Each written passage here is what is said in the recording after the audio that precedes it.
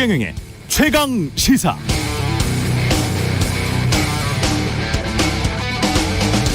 네, 민주당 이재명 당대표 부부를 따라다니는 의혹들, 변호사비 대납, 법인카드 유용, 대장동, 백현동 개발 의혹 등입니다. 관련해서 이재명 대표는 당시 대통령 후보 시절 발언 때문에 최근 검찰 소환 통보를 받았습니다. 공직선거법상 허위사실 공표 혐의입니다. 민주당은 정치보복 수사라고 반발하고 있고요. 윤석열 대통령 부부를 따라다녔거나 따라다니는 의혹들은 고발사주, 주가 조작, 허위 경력, 논문 표절, 관저, 수의 계약 의혹 등입니다. 일부 뵙겠지만 논문 표절이 아니라는 국민대학교의 자체 판정이 나왔고, 일부 사건은 경찰이 이미 검찰에 불송치하기로 결론을 내버렸습니다. 그러나 최근 뉴스타파 보도로 대통령도 후보 시절 허위 사실을 공표한 것 아니냐는 의혹이 일고 있습니다. 김건희 여사 주가 조작 공모 여부도 다시 수면 위로 떠오르는 양상. 대통령실은 허위 날조 보도라며 반발하고 있습니다. 이 두 가족의 사건들은 앞으로 어떻게 흘러갈까요? 1. 한쪽만 털린다. 2. 둘 다 적당히 덮인다. 3. 둘 다 진실이 드러난다. 한쪽만 털리는 것 같은 인상을 주거나 둘 다 적당히 덮이는 것 같은 결론, 모두 최악입니다. 한쪽은 현직 대통령 부부고 또 한쪽은 거대 야당의 당대표이자 차기 유력 대통령 후보 부부이기 때문입니다. 국민들은 알 권리가 있습니다. 둘 다 진실이 명확히 드러나야 합니다. 최강시사는 진실이 뭔지 계속 질문하겠습니다.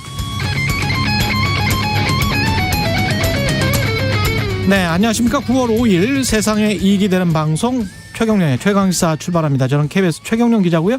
최경영의 최강시사 유튜브에 검색하시면 실시간 방송 보실 수 있습니다. 문자 참여는 짧은 문자 50원, 기본자 100원이 들은 샵9730 또는 유튜브 무료 콩어플 많은 이용 부탁드리고요. 오늘 최강시사 이영 중소벤처기업부 장관, 그리고 박지원의 정치의 품격 시즌2, 그리고 김건희 여사 도이치모터스 녹취록 보도한 뉴스타파 시민보 기자 만나보고요. 자세한 태풍 흰남도 소식도 계속 전해드리도록 하겠습니다.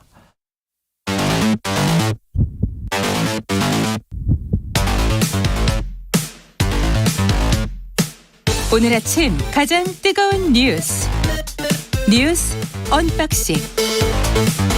네, 뉴스 언박싱 시작합니다. 김민아 시사평론가, 민동기 기자 나와 있습니다. 안녕하십니까? 안녕하세요. 예, 태풍이 북상하면서 지금 전국적인 피해가 우려되고 있습니다. 관련해서 이충현 중앙재난안전대책본부에 사무관이 연결이 돼 있거든요. 그래서 태풍 피해 어떻게 예방해야 하는지 중점적으로 들어보겠습니다. 안녕하세요. 네, 안녕하십니까? 예, 지금 위치가 어디에 있나요? 태풍 흰남노는?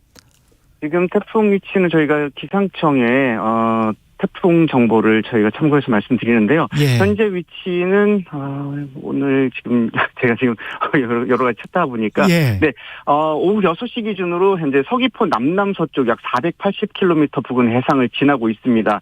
이제 오후쯤이면은 태풍이 점점 태풍 매우 강의 상태로 서귀포 쪽으로 접근을 해서 내일 새벽쯤에, 그러니까 오늘 자정이죠. 예. 제주를 지날 것으로 예상되고 있습니다.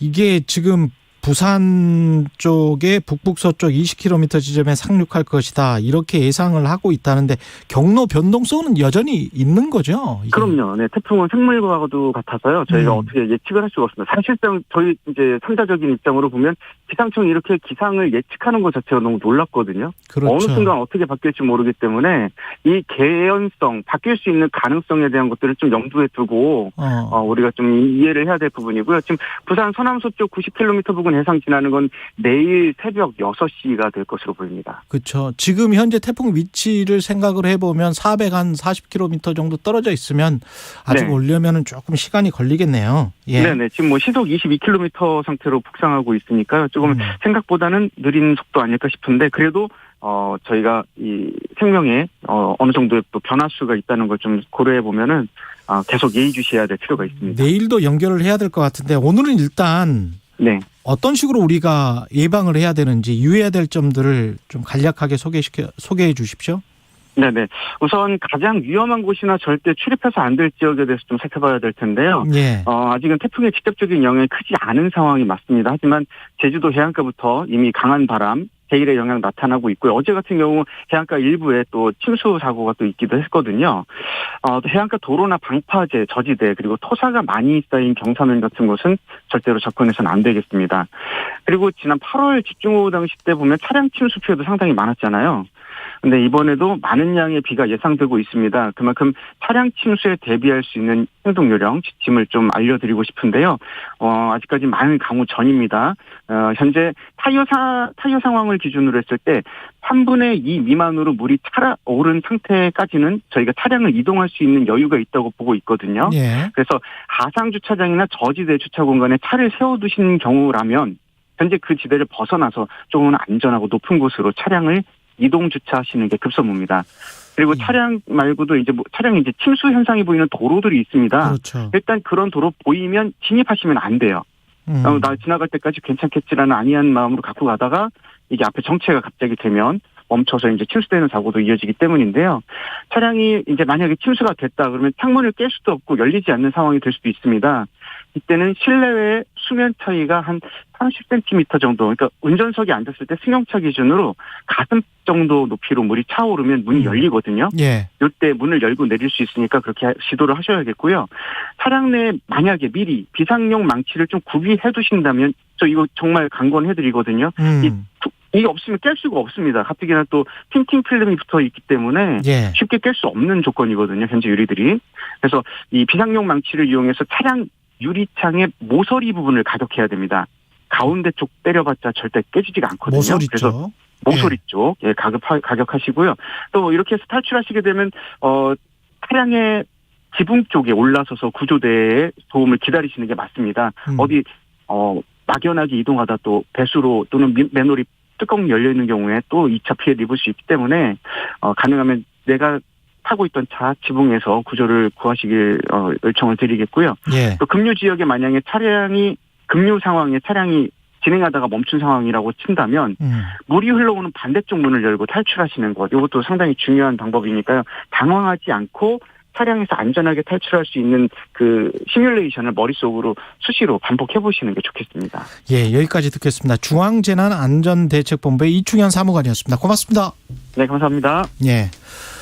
그리고 그 흰남노 소식은 어느 정도 전달을 해줬는데요. 이충현 사무관이 또 다른 소식들이 있습니까? 흰남노 관련해서? 일단 내일 오전에 경남에 상륙할 것으로 일단 전망이 되고 있는데요. 예. 이게 강도가 매우 강으로 일단 기상청이 예보를 했거든요. 그렇죠. 매우 강이라고 하는 게 초강력 태풍 정도까지는 아니지만 일단 뭐 사람이라든가 커다란 돌이 날아갈 정도의 거센 바람이 불 예정이라고 합니다. 그러니까 반만의 준비를 좀 하셔야 될 것 같고요.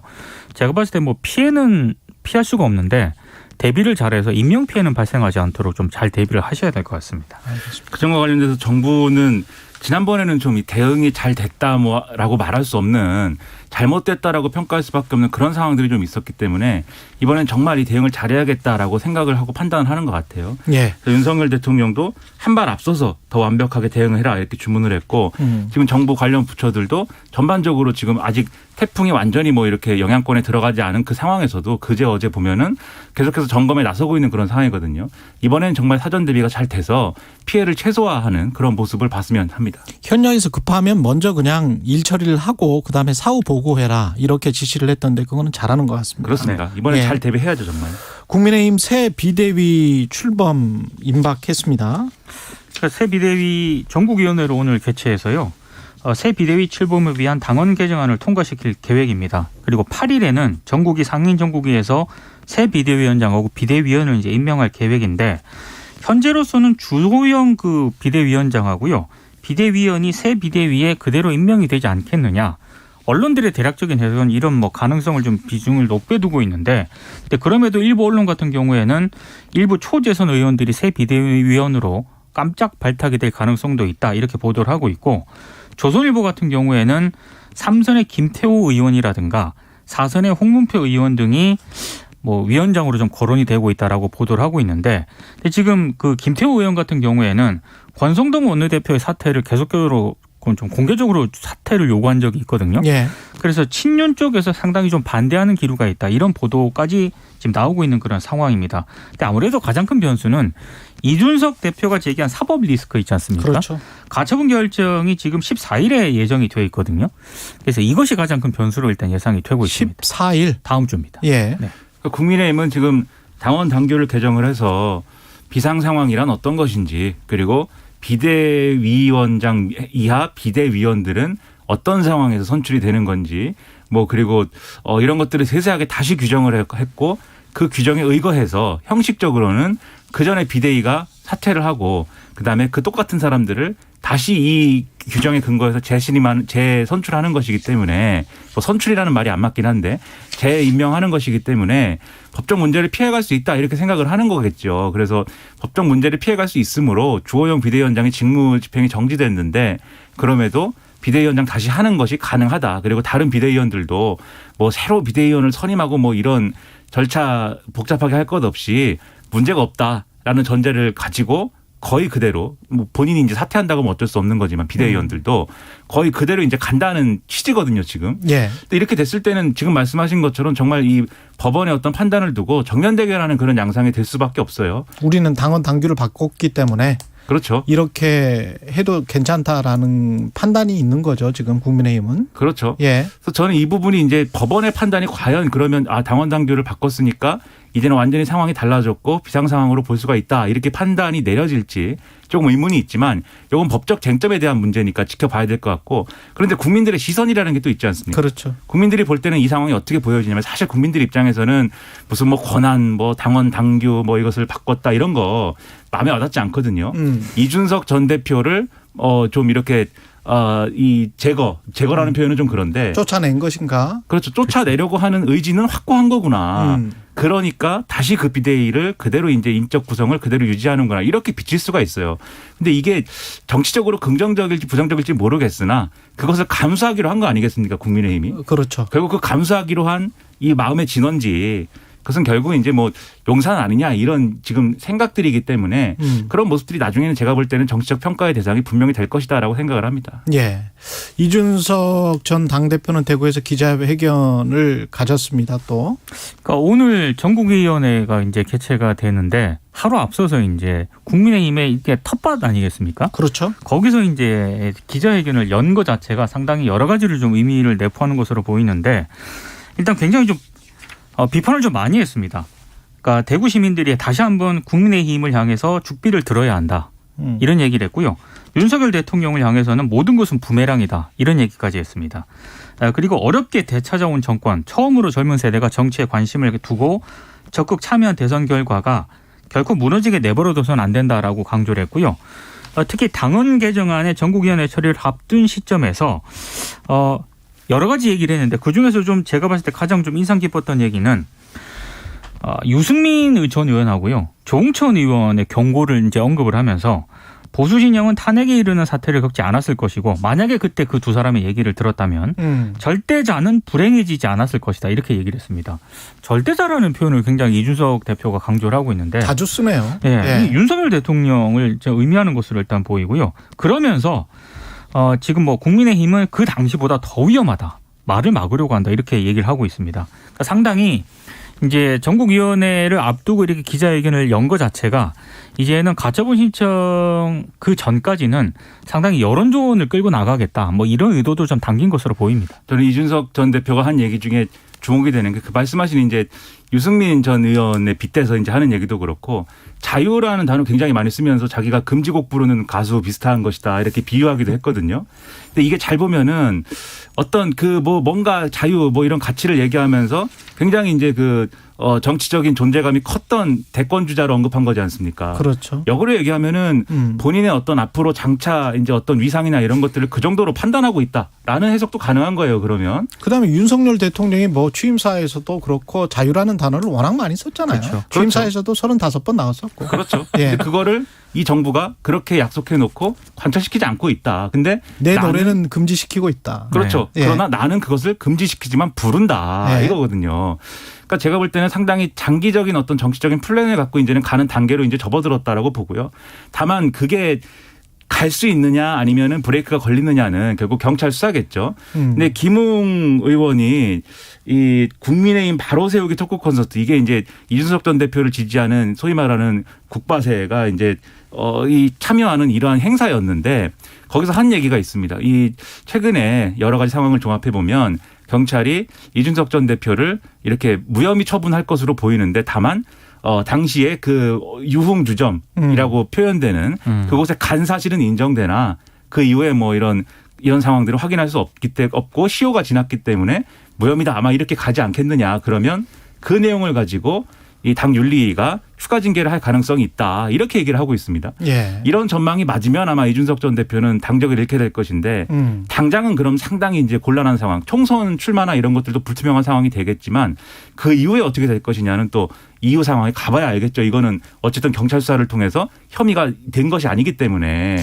경찰 수사가 칼집에 들어있는 칼인데 칼을 뽑아서 근데 유흥주점에 갔으나 그 다음에 상황은 모르겠다라고 발표가 나온다면 그렇다면 얼마나 큰 정치적 타격을 입을지는 모르겠습니다. 그러니까 칼을 딱 뽑았는데 예. 칼이 길게 이렇게 딱 일본도 같은 게 나와야 되는데 생각보다 굉장히 짧아. 그렇죠. 커터칼이 나와가지고 뭐 딱딱딱 소리를 내면서 이렇게 칼날이 나온다. 예. 좀 이상해지는 거죠 얘기가. 칼집은 굉장히 크게 보였었는데. 그러니까 말입니다. 예.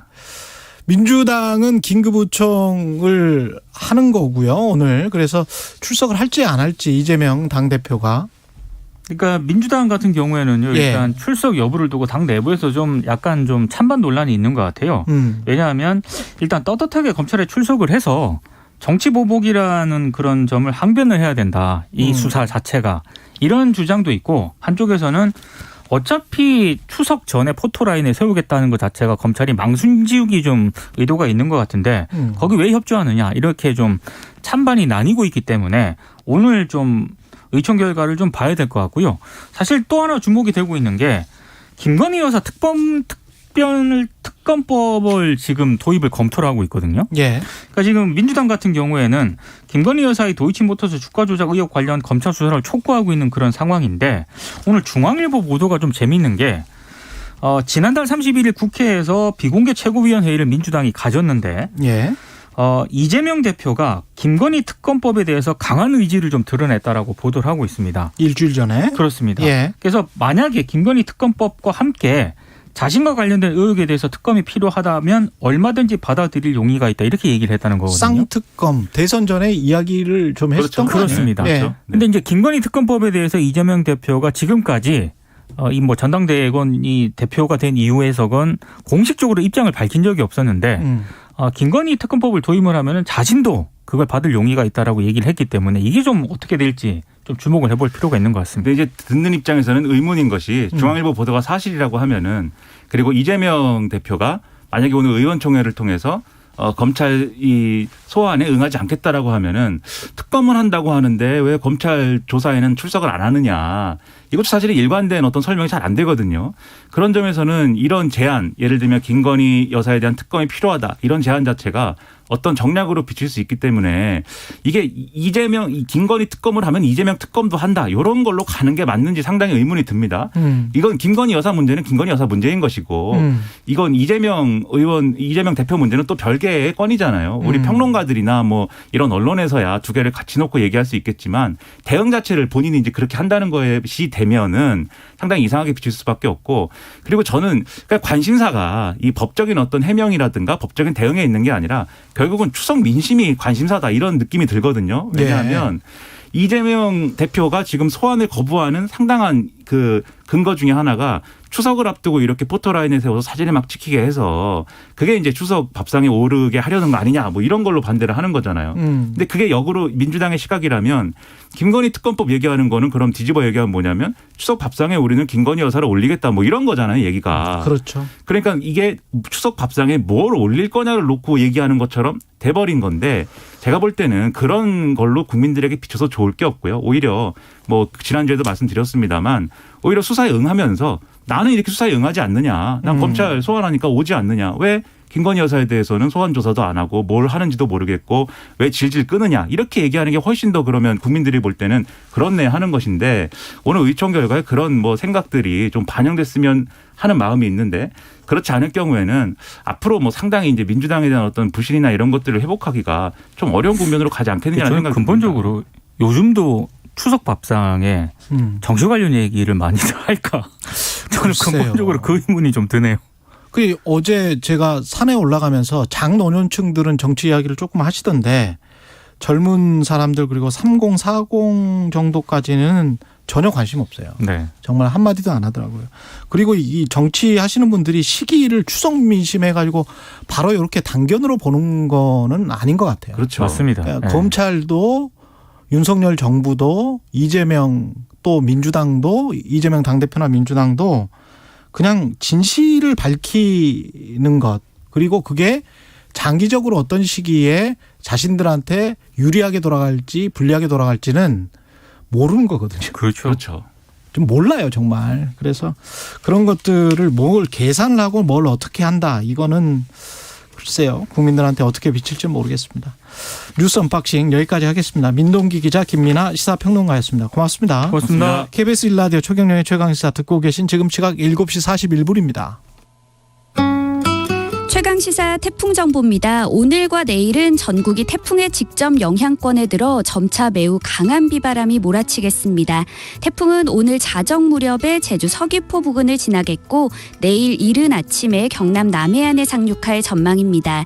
현재 제주도에 태풍경보가 내려져 있고 차츰 내륙으로 태풍특보는 확대되겠습니다. 아직은 빗줄기가 강하지 않은데요. 내일 오전까지 전국 곳곳에 돌풍과 벼락을 동반해 시간당 50에서 100mm의 집중호우가 쏟아지겠습니다.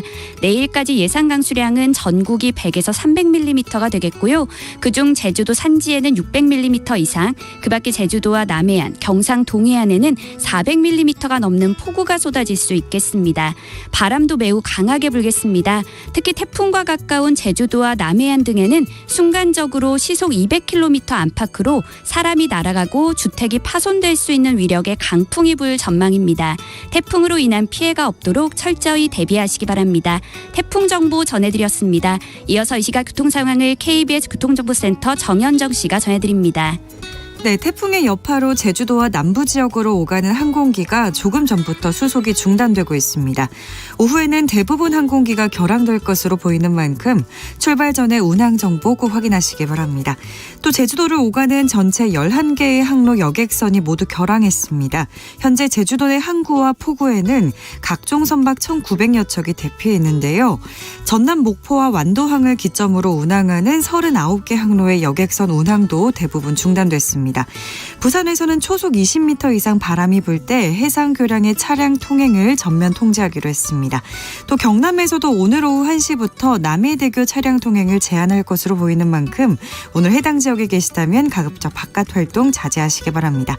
한편 조금 전 7시 30분부터 서울 시내 지하철 2호선과 4호선 그리고 5호선에서 전국장애인 차별철폐연대의 지하철 타기 선전전이 시작됐습니다. 열차 운행이 상당 시간 지연될 수 있으니까요. 출근길 지하철 이용에 참고하시기 바랍니다. KBS 교통정보센터에서 정현정이었습니다. 공정, 공익, 그리고 균형. 한 발짝 더 들어간다. 세상에 이익이 되는 방송. 최경영의 최강시사. 네, 이번 주부터 추석 연휴 시작되는데요. 전통시장 상인들, 소상공인들 모두 추석 대목을 누구보다 기다리고 있는데 태풍 흰남도가 또 북상을 해서 피해 우려도 큰 상황입니다. 중소벤처기업부의 이영 장관 연결돼 있습니다. 안녕하세요. 네, 안녕하세요. 예, 흰남도 북상으로 해서 이것도 좀 우려가 클 것 같은데 중소벤처기업부 차원에서 대비는 어떻게 하고 있나요?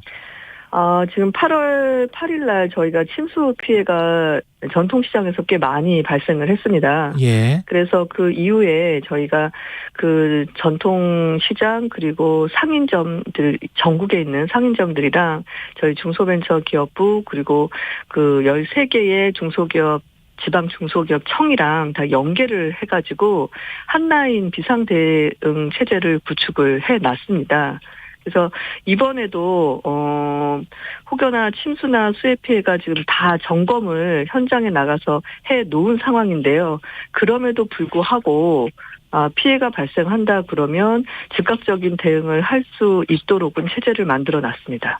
이 중소벤처기업부는 이 태풍 때문에 7일간의 뭐 동행축제 지난 정부에서도 했었던 것 같은데. 네네. 그렇죠. 이게 지금 중소기업이나 소상공인 제품 판매하는 축제인데 어떻습니까? 좀 그동안에는 사람들이 많이 참여를 했었나요?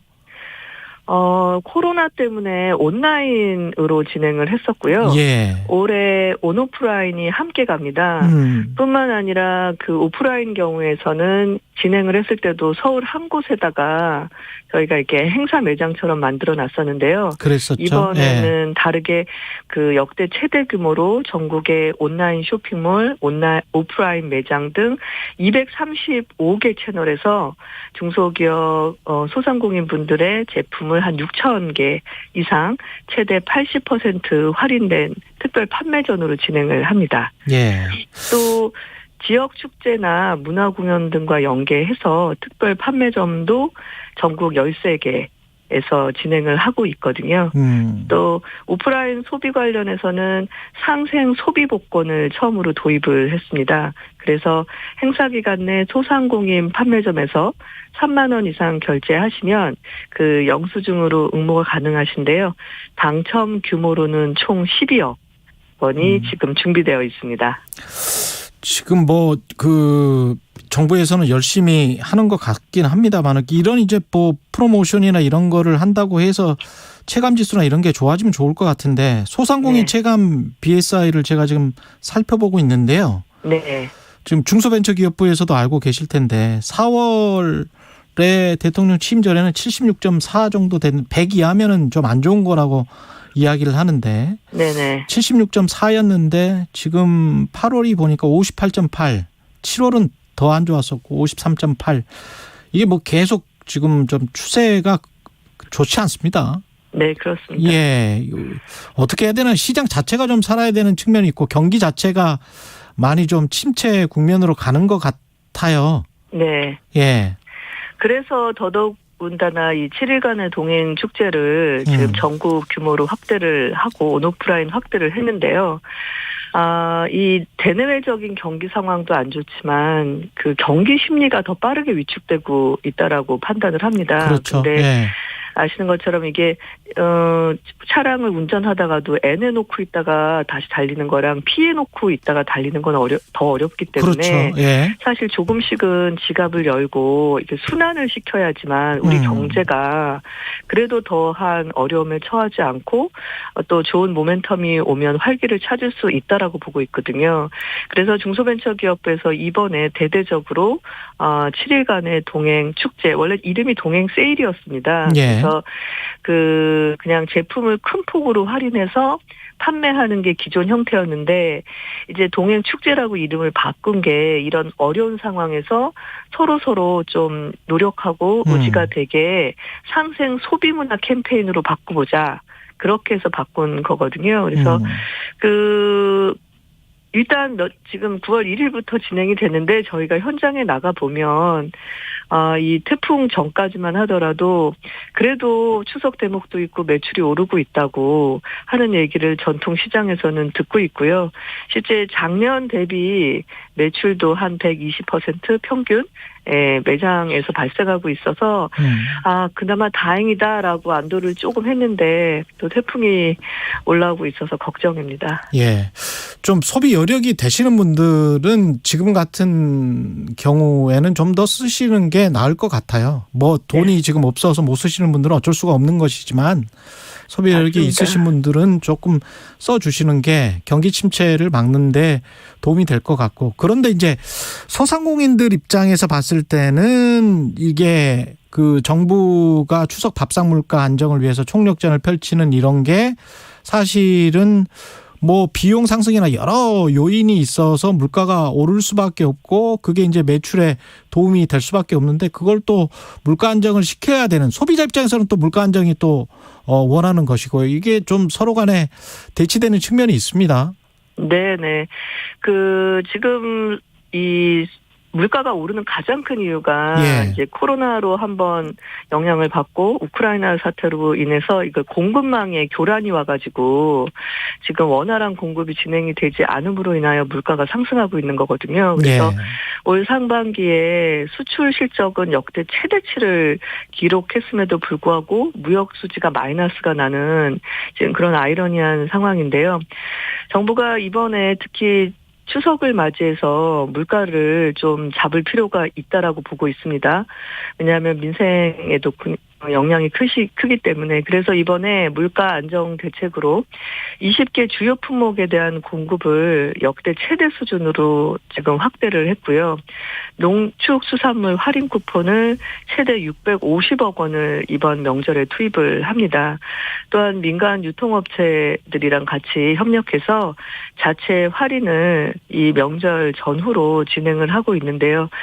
이게 코로나나 또 최근에 있었던 수해 피해로 굉장히 많은 분들이 힘들어 하시는데 또 이렇게 업계가 자발적으로 보유하고 있던 물품들을 정부와 함께 풀다 보니까 가격 상승 압박이 시장에서 자동으로 지금 최소화되고 있는 상황입니다. 그래서 이번에는 추석 그래도 밥상 물가는 조금은 편안하신 상황이 되지 않을까 생각하고 있습니다.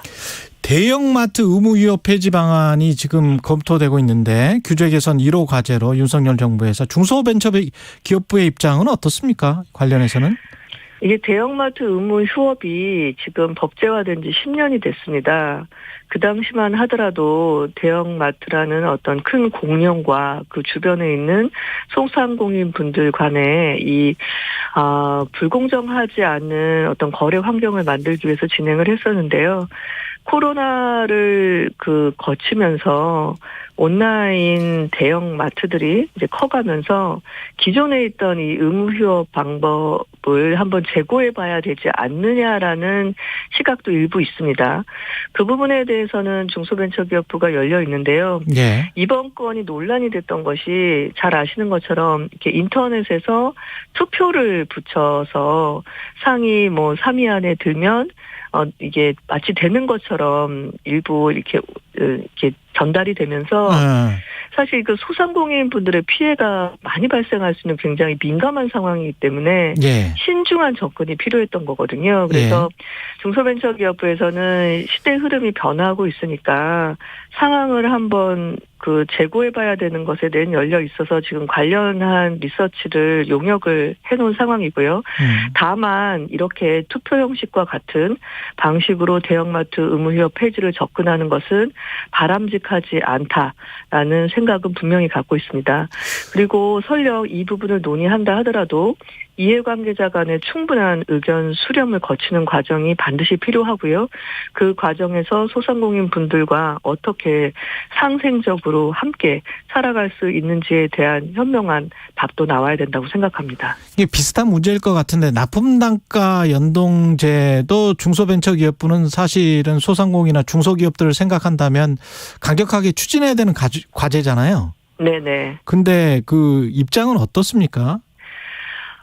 지금 납품단가 연동제라는 것은 이 납품할 때 들어가는 원재료 값이 계약 과정에 계약 기간 동안에 상승했을 때도 그렇죠. 전혀 보전받지 못해가지고 그 피해가 고스란히 중소기업들한테 있었던 그 문제입니다. 그래서 14년 전에도 법제하려고 굉장히 노력을 했는데 정부 입장에서는 과도한 시장 개입이 아닌가 해서 좀 되지 못하고 자율적으로 협의를 하는 안으로 조정이 됐지만 전혀 시장에서는 작동을 하지 않았습니다. 이번에 너무 고무적인 것은 지난주 금요일부로 시범사업에 신청하신 기업들이 마무리됐는데요. 예. 총 335개사가 신청을 했습니다. 일단 시범 운영. 예. 네, 이것은 굉장히 생각하지 못했던 큰 숫자이거든요. 그래서 위탁 기업이 41개사 그리고 수탁 기업이 294개에서 335개사가 신청을 했는데요. 저희가 6개월 정도 시범사업을 진행을 할 예정이고요. 이건 좀 봐야 되겠군요. 예. 네네. 예, 시간이 다 돼서 여기까지 하겠습니다. 고맙습니다. 네, 감사합니다. 예, 중소벤처기업부의 이영 장관이었습니다. KBS 1라디오 최경영의 최강시사 1부는 여기까지입니다. 안녕하세요. 통계청장 한훈입니다. 매년 9월 1일은 통계의 날입니다. 그동안 통계조사에 협조해 주신 국민 여러분께 감사드립니다. 물가, 고용, 소득과 같은 국민 여러분의 소중한 정보는 개인은 물론 국가의 의사결정에 큰 도움이 됩니다. 아울러 코로나19로 대면 조사가 어려워진 상황을 감안하여 비대면 조사와 행정자료 활용으로 국민 여러분의 부담을 줄이고 있습니다. 국민 여러분의 적극적인 조사 참여는 과학적 국정 운영을 밝혀줄 빛이 될 것입니다. 이 캠페인은 통계청과 함께합니다. 우리 함께 투명 페트병 분리배출 해볼까요? 투명 페트병을 분리해 유색 페트병과 구분해 공동주택뿐만 아니라 단독 주택까지 함께해 내용물을 깨끗하게 비우고 라벨 떼고 압축해 뚜껑 닫고 공동단독 투명 페트 별도 배출 유색 투명 구분해서 분리 배출 투명 페트병 분리 배출 함께해요. 이 캠페인은 환경부와 한국환경공단이 함께합니다. 2년 전에 골절이 됐었거든요. 그때 오토바이 밑에 깔렸는데 일어나지 못하겠는 거예요. 지나가시던 택시 손님이 택시 세워놓고 문 열고 나와서 도와주고 되게 고맙더라고요. 2022 KBS 연중기획 기억을 기록하다. 지난 겨울에 메뉴 중에서 뭐 튀김 종류하고 맥주가 있었어요. 2병이었는데 올라가다가 넘어졌거든요. 계단 올라가다가. 우리는 마음 바빠서 빨리 올라가는데 불이 빨리 안 켜지잖아요. 센서가. 술병이 깨어졌어요. 우리는 딱 계산해. 맥주값 물어줘야 되는데. 근데 손님이 딱 나오시더니 안 다치셨어요. 그런 손님 만날 때 굉장히 고맙더라고요.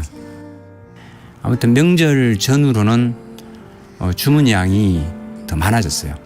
일하는 라이더도 더 많고. 그러니까 7, 8년, 10년 전에는 고향을 갔었는데 고향 가는 그날이 기다려졌는데 지금은 이제 가기가 불편한 고향이 왜 고향이란 게 이렇게 됐을까. 고향이 있다면은 꼭 다녀오시라고 얘기를 하고 싶고요. 그리고 내가 갈 고향이 없다라고 하면은 마음의 고향은 있을 거예요.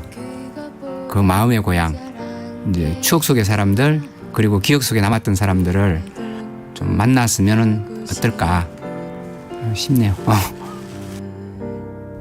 25년 동안 배달을 한 이성희 씨는 기억합니다. 배달을 하면서 수도 없이 넘어졌고 뼈가 부러졌습니다. 그때마다 따뜻하게 대해주었던 사람들이 고맙기만 합니다. 명절에 고향에 가는 대신 음식을 배달하는 사람들이 갈수록 늘어가는 세상. 25년 전 배달하느라 고향을 떠났던 자신이 떠오릅니다. 당신과 대한민국의 기억, KBS가 기록합니다.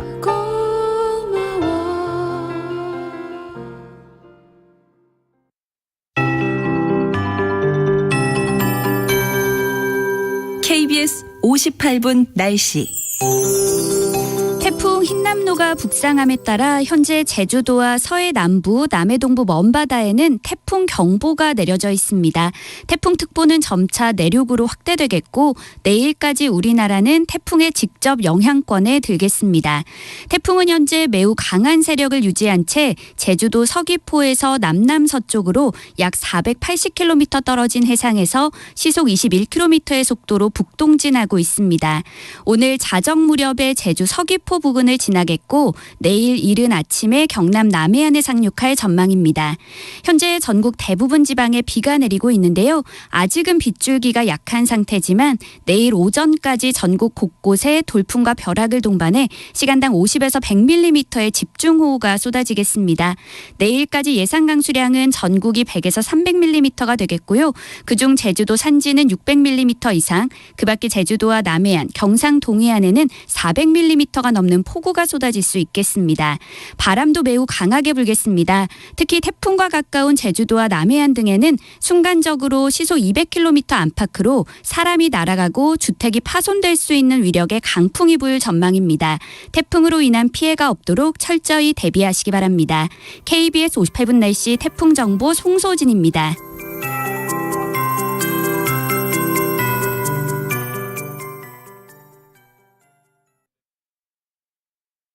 정성을 다하는 국민의 방송 KBS가 8시를 알려드립니다. AM 711kHz, FM 97.3MHz, KBS 1라디오입니다. HLKA.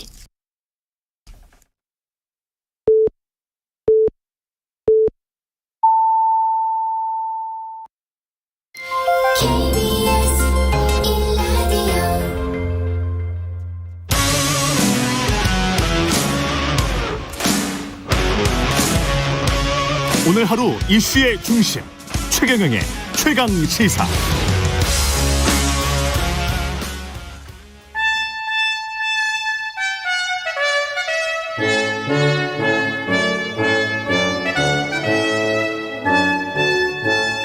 네, 매주 월요일 영원한 현역 박지원 전 비서실장과 함께하는 고품격 정치 토크 박지원의 정치의 품격. 박지원 전 대통령 비서실장 전 국정원장 나와 계십니다. 안녕하십니까? 네, 안녕하세요. 예, 민주당 이야기부터 먼저 시작하겠습니다. 민주당은 이재명 당대표 흰남노부터 시작해야죠. 흰남노부터 시작. 우리 한국의 전쟁이 계속돼요. 지금은 흰남노 정쟁이지만 이제 태풍과의 전쟁. 또 전쟁 시작됐잖아요. 그렇죠. 이게 지금 전쟁입니다라는 이재명 당대표 보좌관의 김현지 보좌관이 아주 스타가 됐어요. 전쟁입니다. 얼마나 멋있는 멘트예요. 이거 멋있습니까? 근데 아니 이걸 지금 현재 말이죠. 딱 압축적으로 그렇게 잘 표현할 수가 없어요. 이게 전쟁이 된 겁니까 그러면? 전쟁이 됐죠. 도발을 해오니까 응전을 하는 거 아니에요. 정부가 검찰이 도발을 해왔다. 그렇게 저는 봅니다. 그리고 그러면 강대강으로 부딪힐 수밖에 없다. 그렇게밖에 갈 수 없다.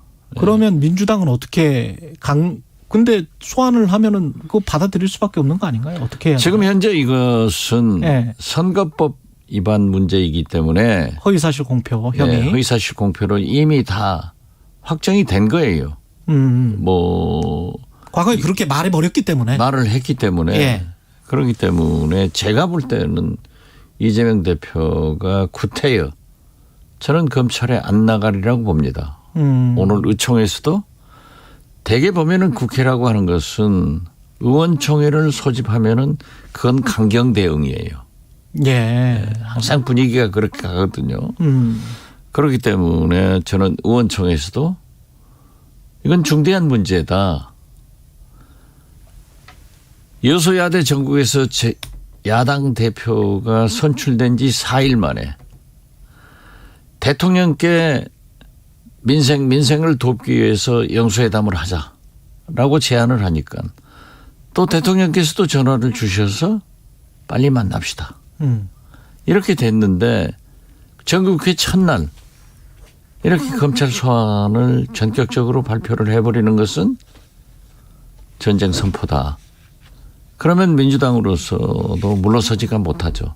또 전통적으로 민주당은 어떤 탄압에 대해서는 싸움에 대해서는 절대 물러서지 않는 당이에요. 그래서 제가 볼 때는 흰남노보다 더 강한 여야 싸움이 시작된다. 물론 권성동 국민의힘 원내대표도 범죄와의 전쟁이다. 이렇게 표현했잖아요. 하자란 것 아니에요. 하자. 그렇죠. 전쟁을 하자. 국민의힘은 뭐 정당한 수사다. 그리고 여당이 거대 야당이 방탄 국회를 하고 예상대로 당대표가 되니까 방탄 국회의원이 되는 것이다. 당대표가 되는 것이다. 뭐 이렇게 공격을 하고 있습니다. 뭐 그런 공격도 하고 또 민주당에서는 야당 탄압이다. 우리는 민생 대통령과 협조하려고 했지만은 협치를 거부하고 야당을 탄압하냐. 이건 있을 수 없다.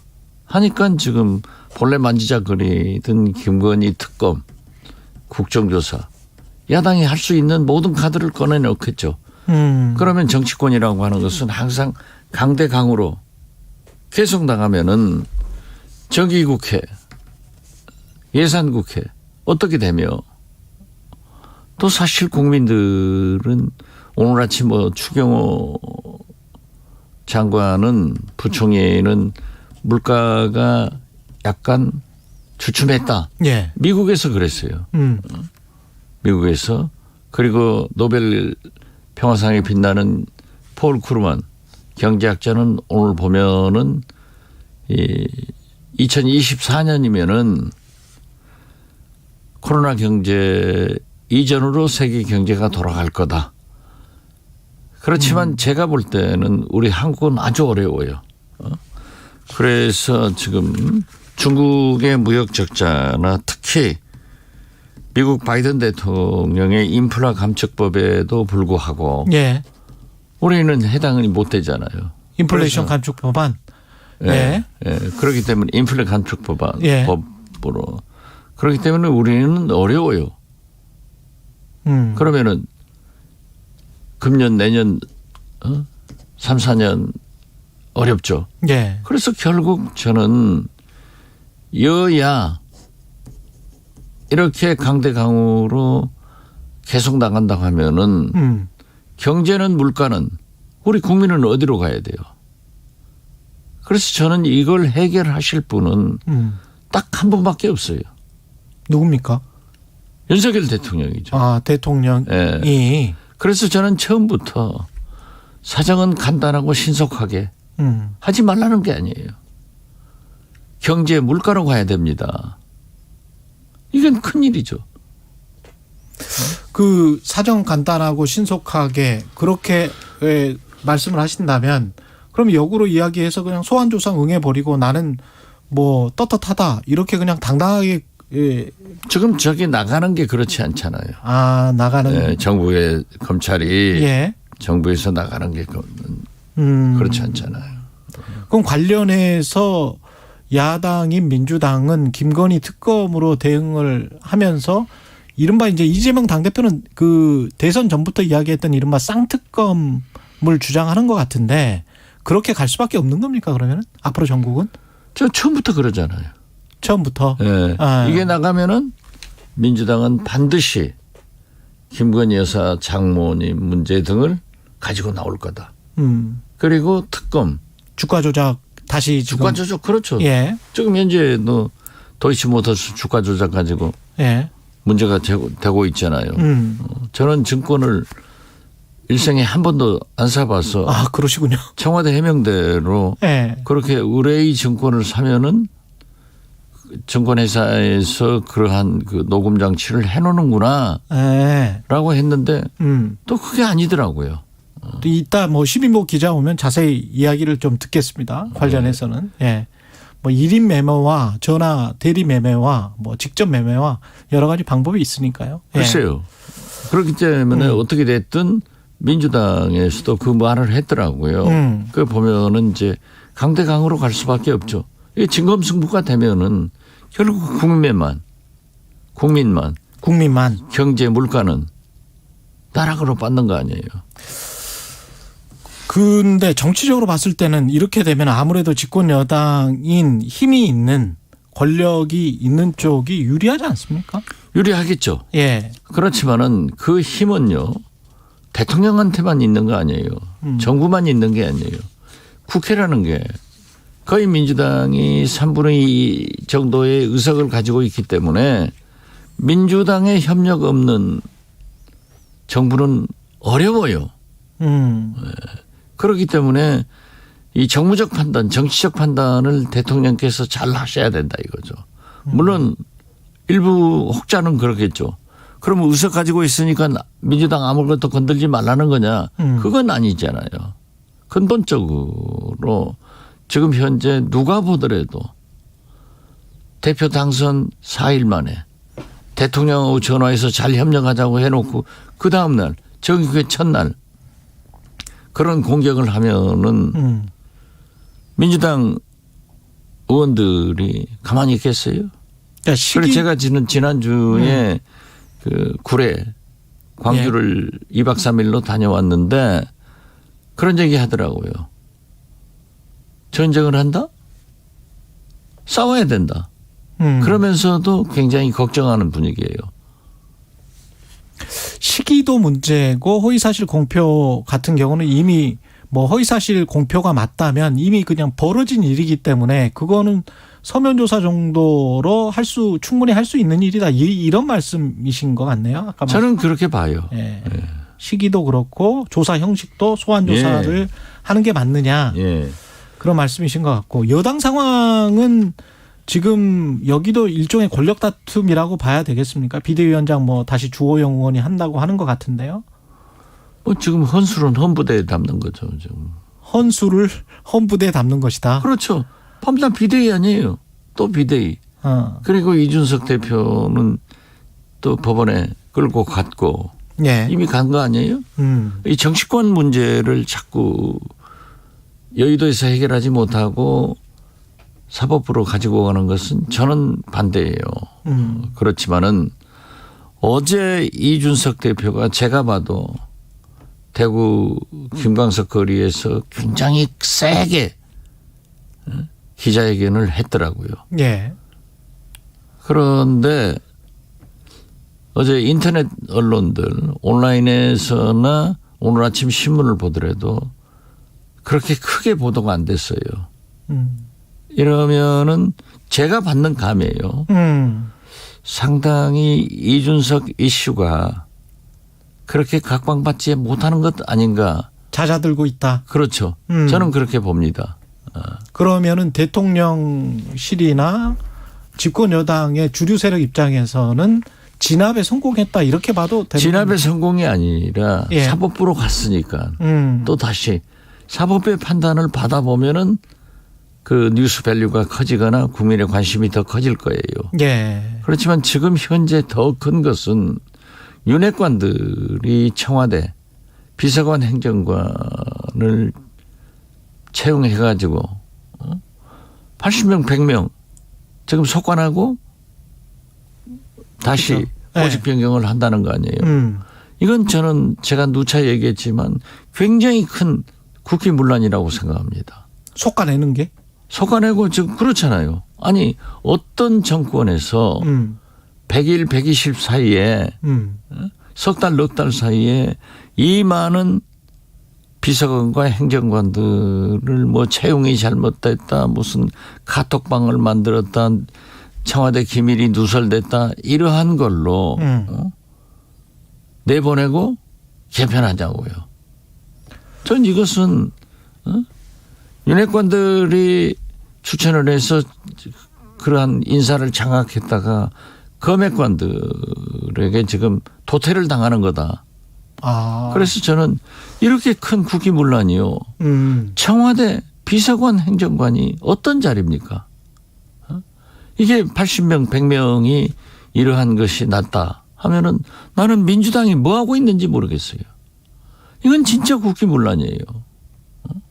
한 부처에 80명 100명이 공무원이 문제가 있다 하더라도 이건 큰 문제인데 대통령실에 이런 인원들이 이러한 일이 벌어지고 있는데 야당이 입 한번 뻥긋하지 못하고 안 하고 저렇게 강 건너 불구경하듯 보고 있는 것은 저는 민주당이 야당답지 못하다. 저는 그렇게 봅니다. 그걸 검핵관이 윤핵관에서 심어놓은 행정관들을 속아내는 과정이라고 판단을 하시는 지금 거예요? 현재 그렇게 보도가 되고 있잖아요. 그러니까 청와대 자꾸 청와대라고 하는데요. 용산 대통령실의 권력은 윤핵관에서 검핵관으로 완전히 넘어가는 거예요. 그렇게 되면 집권 여당도 윤석열 대통령이 완전히 장악하는 모양새가 되는 겁니까? 앞으로 그러면 이준석 전 당대표가 어떤 정치적으로 뭐 상당히 힘들어지고 그렇게 되면 비대위 끝나고 청와대 대통령실은 그렇게 장악이 된다고 하더라도 정치의 본사는 여의도예요. 국회만은 지금 현재 윤핵관의 시대가 가고 지금 언론 보도 보면은 초재선들의 신윤핵관이 장악한다. 저는 그렇게는 되지 않을 거예요. 중진들이 국회를 끌고 가는 거예요. 그러니까 오히려 초재선들이 굉장히 개혁적이고 혁신적이고 이런데 지금 바뀌었어요. 국민의힘 중진들은 개혁적으로 이건 아니다 라고 하는데 초재선들은 아무튼 윤심을 따라서 움직이고 있잖아요. 이것은 저는 오래 못 간다. 저는 그렇게 봐요. 이준석 전 당대표의 정치 생명은 어떻게 보십니까? 저는 성공적으로 가고 있다. 그렇게 봐요. 성공적으로 가고 있다? 예. 지금 상황이? 그렇죠. 왜냐하면은 정치는 민심을 떠나서 물을 떠나서 물고기가 못 살지 않습니까? 못 삽니다. 그런데 민심의 서포트를 받고 있잖아요. 그러니까 때릴수록 커진 그렇죠. 현상은 계속될 것이다. 그리고 참 재미있는 현상이 거듭 말씀드리지만은 차기 국민의힘 당대표로 이준석 전 대표와 궤를 같이 하고 있는 유승민, 그렇죠. 이준석 네. 이 두 분이 앞서가잖아요. 예. 그런다고 하면은 물론 당대표는 당심이 더 중요하다라고 하지만은 절대 당심은 민심을 거역할 수가 없습니다. 자기들도 선거를 해야 되거든요. 예. 그렇기 때문에 시간이 가면은 상당히 어려운 현상이 저는 정치권으로부터 야당으로부터도 여당 내부로부터도 윤석열 대통령은 맞이하게 된다. 그런데 당장의 차기 당대표는 이준석 전 당대표가 되기는 힘들 것이고 본인도 아마 생각하지 않을 거예요. 그렇죠. 예. 그러면 누가 되리라고 보십니까? 그래도 저는 자꾸 유승민 전 의원을 잘 생각해 본다 이런 말씀을 차기 했어요. 당대표를. 그렇죠. 근데 또 대통령실이나 이른바 윤핵관 의원들이 가만히 있지 않을 것 같은데. 가만 안 있으면 어떻게 할 거예요? 민심을 끌고 갈 거예요? 어떻게 됐든 지금 현재 제일 앞서가잖아요. 거듭 말씀드리지만은 이재명 민주당 대표만 하더라도 예. 민심이 이재명 대표를 지지하고 있지 않습니까? 당 대표도 거기는 당심까지 80%가 같이 지지를 해줬는데 예. 지금 지난주 갤럽 여론조사 보면은 차기 대통령 감으로 이재명 대표가 27% 그리고 2등으로 한동훈 법무장관이 9%. 예. 홍준표, 안철수, 오세훈 각각 4%. 이걸 보면은 민심이 어디 있는 거 알잖아요. 그렇기 때문에 이재명 대표도 민주당도 민심을 보고 강하게 나가는 거죠. 이 관련해서 여론조사 결과는 김봉신의 눈에 나오니까요. 그때 또 말씀을 드리겠습니다. 시간이 얼마 없어서 이쯤에서 마무리를 해야 될 것 같습니다. 제주도 현지도 지금 연결을 해야 되고 태풍 때문에. 네. 예. 뭐 정부에서 흰남노 좀 잘 대비해 줬으면 좋겠습니다. 예. 여기까지 듣겠습니다. 영원한 현역 정치의 품격 박지원 전 원장님이었습니다. 고맙습니다. 네, 감사합니다. 예. 오늘 하루 이슈의 중심. 당신의 아침을 책임지는 직격 인터뷰. 여러분은 지금 KBS 1라디오 최경영의 최강 시사와 함께하고 계십니다.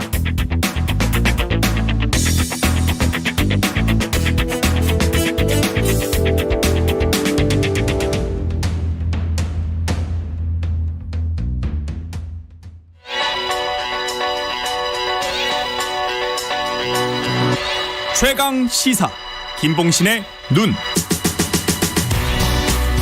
네, 태풍 흰남노 지금 상황 제주도 연결해 보려고 했는데요. 제주도에 지금 전화 연결이 원활치 않는 것 같습니다. 그래서 김봉신의 눈 진행하겠습니다. 김봉신 메타보이스 대표 나와 계십니다. 안녕하세요.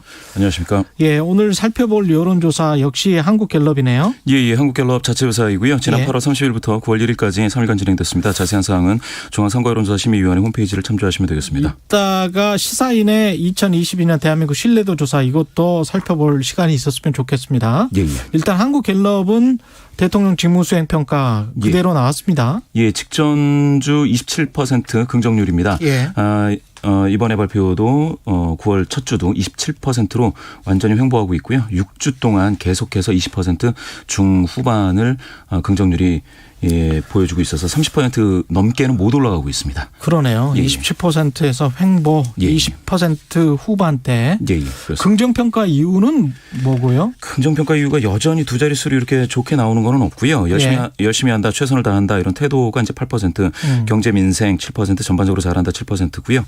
부정은 인사 문제가 22%로 여전히 확고하게 많습니다. 바로 밑에가 이제 경험, 자질 부정, 무능함 이게 8%, 경제 민생 살피지 않은 8%, 독단적, 일반적 5% 뭐 이렇게 맞습니다. 나와 있네요. 정당 지지도는 어떻습니까? 정당 지지도가 여전히 이것도 이제 6주 동안 두 당이 더불어민주당과 국민의힘과 더불어민주당이 지금 5점 이내에서 각축을 벌이고 있는데요.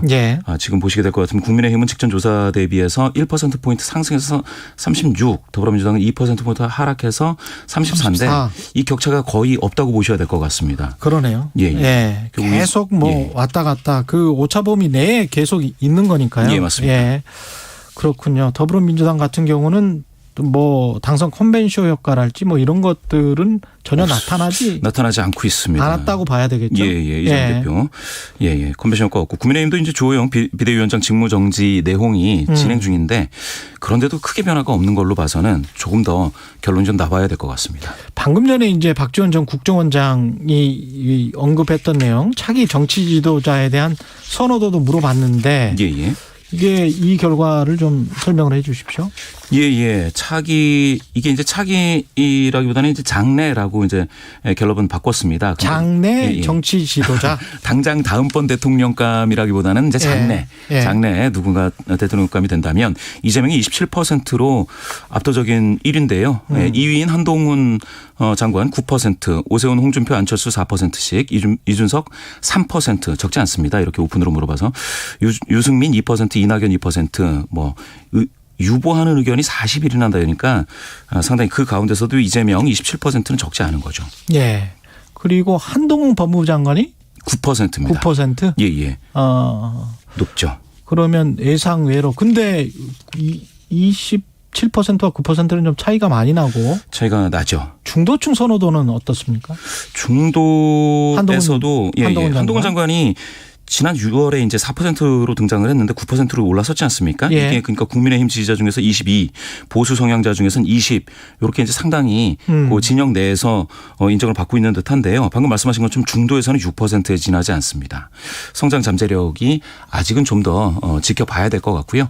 2030 세대에서 각각 20대에서 2%, 30대에서 3% 요것도 조금 과거에 보면 이제 세대 포이론이 있었는데 지금 봐서는 한동훈 장관에게는 작동되지 않는 것 같습니다. 이준석 전 국민의힘 대표는 3%입니까? 이게 이제 최초 등장했을 때 지난해 6월 1일에서 3일 조사했던 겁니다.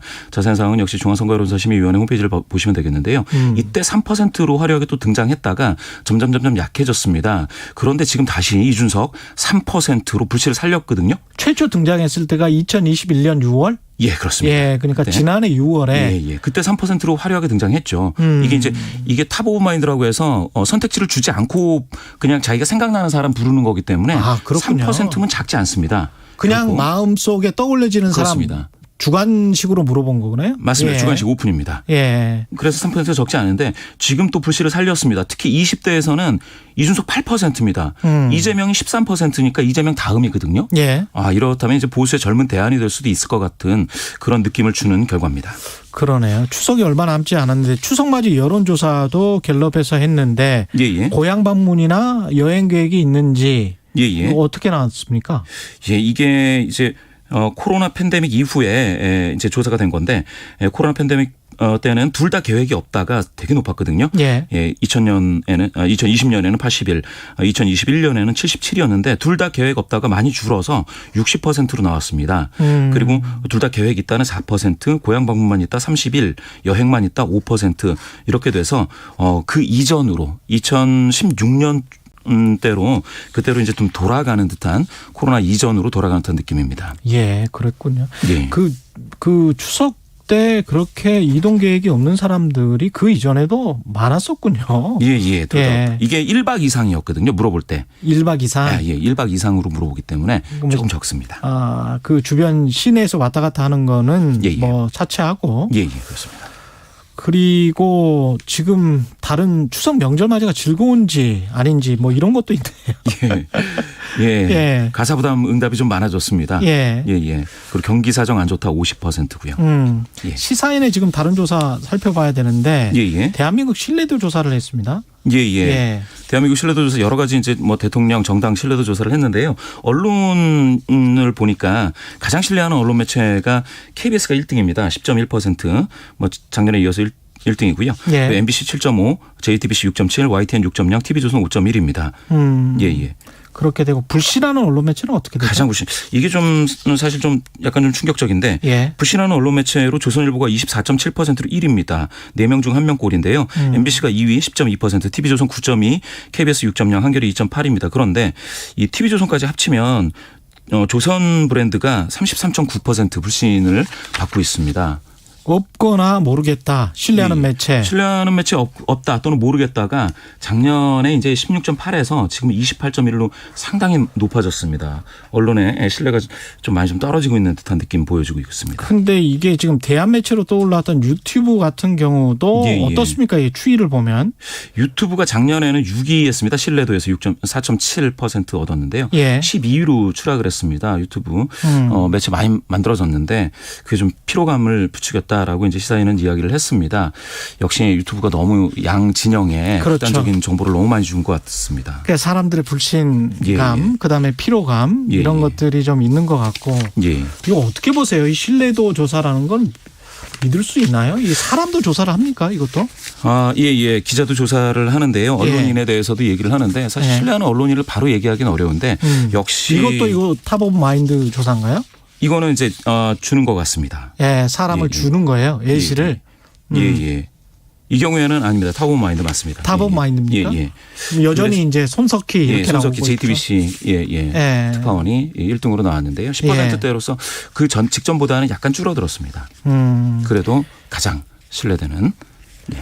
이게 신뢰도 조사 뭐 물론 한국 언론이 잘못하고 있고 저도 뭐 반성해야 되는 측면들도 있고 KBS도 더 열심히 해야 되는 측면이 있지만 거꾸로 보면 미디어 리터러시가 점점 더 활성화되면서 그 사실 영국이나 미국 같은 나라들도 언론 신뢰도가 그렇게 높지는 않거든요.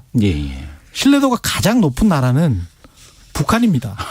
노동당 기관지 뭐 북한 뭐 이런 때는 뭐 100% 거의 100% 믿거든요. 그렇죠. 이걸 종교인으로 물어봐도 뭐 신뢰하는 종교인 누구냐라고 해도 다들 동네 목사님 이야기할 뿐 이렇게까지 국민적으로 이렇게 집약되기는 쉽지 않죠. 그렇죠. 그래서 그런 부분들은 저는 긍정적인 부분도 있다. 불신과 신뢰 사이에서 우리가 민주주의 그 다양한 목소리 그런 측면에서는 저는 또 달리 볼 측면도 있다. 물론 신뢰를 받기 위해서 언론사가 노력해야 되는 거는 맞고요. 근데 지난해하고 비교하면 신뢰하는 매체에 대한 응답이 1등인 KBS가 좀 줄었는데요. 그렇죠. 불신하는 매체로서 조선일보는 좀 늘었습니다. 그런 것들도 작년 대비 조금 더 대선하고 지선을 경과하면서 조금 더 언론에 대한 불신이 좀 커진 거는 맞습니다. 기술적인 거는 뭐 정정 보도랄지 이런 거를 무엇보다 안 해야 되겠죠. 미리 예방적인 차원에서 안 해야 될 거고 이번 조사 같은 경우는 시사인이 여론조사 전문기관 K-스텝 리서치학. K-스텝 리서치의 8월 10일부터 21일까지 진행한 결과고요. 그렇죠. 조사 전체적인 내용은 주간지 시사인에서 확인하실 수 있고요. 작년에는 칸타코리아와 조사를 해서 8월 31일부터 9월 2일까지 조사했습니다. 역시 시사인에서 확인하실 수 있고요. 아까 내용 중에서 한국갤럽 자체조사 2022년 6월 7일부터 9일까지 조사한 그 장내 정치 지도자 조사도 있었습니다. 이 내용은 중앙선거여론사 심의위원회 홈페이지에서 확인할 수 있겠습니다. 여기까지 듣겠습니다. 여론조사 전문업체 메타보이스의 김봉신 대표였습니다. 고맙습니다. 감사합니다. KBS 1라디오 최경련의 최강시사 2부는 여기까지입니다.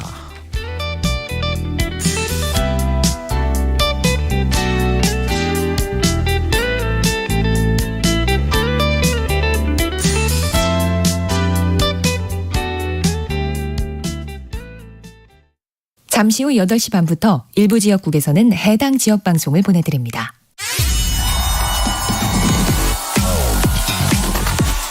여러분, 경제가 어려워서 너무 힘드시죠? 그래서 준비했습니다. 대한민국 경제 오디션 내가 경제스타 K. 경제와 관련된 이야기라면 모두 환영합니다. 총 상금 6천만 원을 준비했습니다. 자세한 내용은 오후 4시 5분 홍사원의 경제쇼에서 알려드릴게요. 진행은 서툴지만 내용은 알찹니다. 진실의 편에서, 정의의 편에서, 약자의 편에서 뉴스를 전합니다.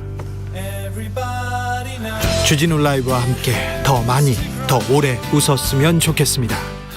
매일 오후 5시 5분 KBS 1라디오 주진우 라이브. 지금 시각은 8시 30분입니다. KBS.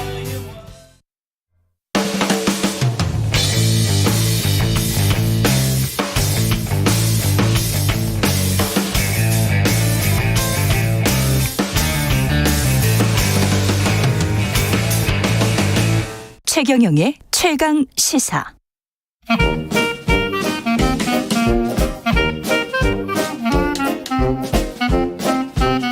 네, 최경영의 최강시사 경제합시다. 월요일은 명쾌한 경제 이야기 해보고 있습니다. 오늘도 박정호 명지대학교 특임 교수 나오셨습니다. 안녕하십니까? 예, 안녕하세요. 예, 실은 가상자산 시장 관련해서 법제화가 지금 가속화되고 있는 모양인데 일단 규모는 어떻습니까? 지난번에 무슨 사건도 있고 그래가지고 규모가 좀 줄어들었을 것 같기도 하고. 올해는 뭐 급격히 줄어들었죠. 작년 대비 뭐 거래량이 일일 거래량이 절반도 안 되는 경우가 통상적이거든요. 그렇죠. 근데 작년만 하더라도 하루 거래량입니다. 하루 거래 금액이 10조 원이 넘는 게 통상적이었어요. 예. 이건 뭐 굉장한 수치고요. 그러다 보니까 뭐 작년 한 해 그 가장 중요한 우리 사회의 미래를 조망하는 큰 잣대 중에 하나는 사실 대통령 후보들의 대선 공약이거든요. 사회가 어느 쪽으로 진화 발전하고 있고 어느 쪽에 대안을 지금 요구하고 있구나를 알 수 있는 부분인데 양쪽 모든 후보들이 모두 가상자산에 대해서 빠른 시간 안에 우리나라에서도 입법화하겠다라고 공약을 내놨었는데 뭐 사실 우리나라보다 오히려 유럽이나 미국에서 더 빠르게 입법화를 하고 있는 상황입니다. 우리는 아직은 뭐 그냥 논의만 하고 있는 수준입니다. 가장 큰 틀에서 이런 특별한 그 가상자산에 대해서 뭐를 가상자산으로 지정하고 있고 앞으로 어떻게 관리하겠다라는 선언적인 수준의 법안들은 있는데요. 이거를 구체적으로 이제 적용할 단위까지의 어떤 세부적인 내용들은 아직은 없는 그 정도입니다. 네. 그렇군요. 사실은 또 미국이 먼저 해야 그거 보고 뭐 이렇게 표준화 이게 굉장히 중요하잖아요. 예, 맞습니다.